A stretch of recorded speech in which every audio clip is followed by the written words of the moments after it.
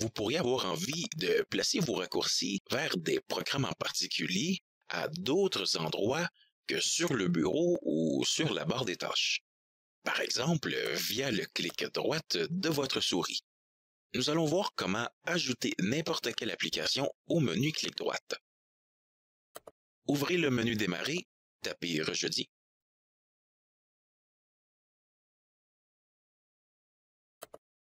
Rendez-vous à cet endroit.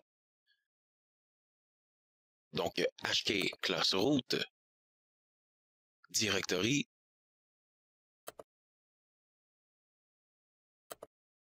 Background,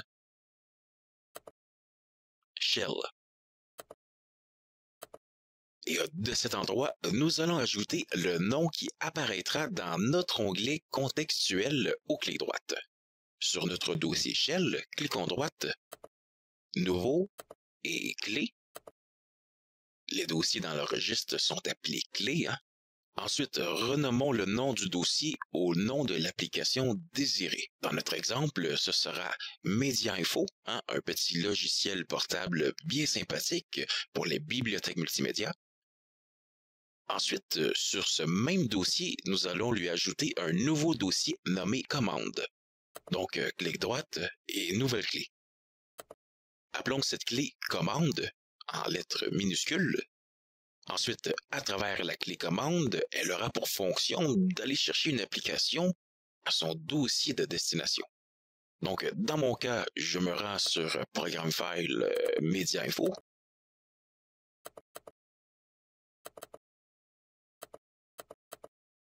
J'ai placé le logiciel portable ici. Gardez sur la touche Shift du clavier et clic droite et cliquez sur Copier en tant que chemin d'accès. Ensuite, de retour au registre, il existe déjà une valeur par défaut.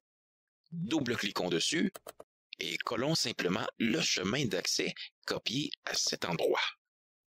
Voilà, nous avons maintenant la commande affichée au menu contextuel.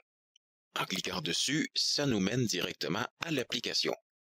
Ce n'est pas très joli, nous désirons embellir un peu plus notre application. Revenons donc sur le dossier précédent qui se nomme MediaInfo. Nous allons ajouter une valeur à cet endroit. Notre icône ne fera donc pas partie des commandes à exécuter au moment où on appuie sur la commande MediaInfo, mais elle sera plutôt liée au nom.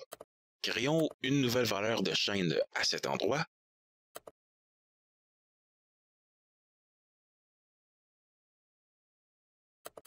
Et donnez simplement le chemin d'accès de l'icône à cette valeur. Pour les icônes, vous pouvez utiliser soit des DLL, des icônes téléchargées sur le web, ou même des applications. Dans notre cas, notre application dispose déjà d'un icône, alors nous garderons le même chemin d'accès pour l'icône qui se trouvera compressé dans l'exécutable. Voilà. Le résultat est très joli. Notez que vous pouvez faire identique, par exemple, pour tous vos navigateurs ou tout ce qui pourra vous passer par la tête.